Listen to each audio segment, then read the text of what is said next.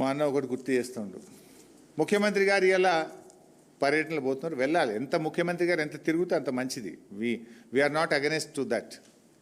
కానీ ఇలా ఎన్నికల కోడ్ను ఉల్లంఘిస్తూ ఉన్నారు. రాష్ట్ర ఎన్నికల సంఘం నిద్రపోతూ ఉందా? రాష్ట్ర ఎన్నికల సంఘం నియమ నిబంధనలు చూసే బాధ్యత లేదా అని నేను అడుగుతా ఉన్నా. ముఖ్యమంత్రి గారు ఇలా ఏం శంకుస్థాపన చేస్తుండ్రు?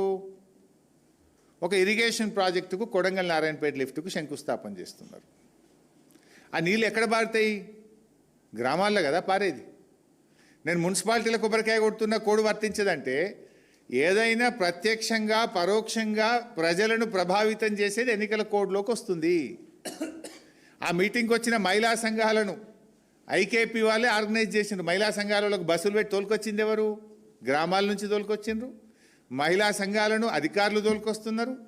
ఇవాళ మీరు శంకుస్థాపన చేస్తున్న రోడ్లు కావచ్చు, ఇరిగేషన్ ప్రాజెక్టు కావచ్చు, ఇవన్నీ కూడా గ్రామాల గుండా వెళ్ళేటువంటివే, గ్రామాల ప్రజలను ప్రభావితం చేసేటివే. 2 ఏళ్ల నుంచి ఏం చేసినావు? తిరగకుండా. ఇప్పుడు ఓట్లప్పుడే సర్పంచ్ ఓట్లను ప్రభావితం చేసే విధంగానే ఎందుకు తిరగాల్సి వస్తుంది? మరి రాష్ట్ర ఎన్నికల సంఘం దీన్ని పరిశీలించడం లేదా? తక్షణమే రాష్ట్ర ఎన్నికల సంఘం రివ్యూ చేయాలి, పోలీసుకు డైరెక్షన్ ఇచ్చి కేసు నమోదు చేయాలి, తగిన చర్యలు తీసుకోవాలి. భవిష్యత్తులో జరిగే పర్యటనల మీద కూడా రివ్యూ చేసి ఎన్నికల సంఘం అనుమతి తీసుకున్న తర్వాతనే వెళ్ళాలి.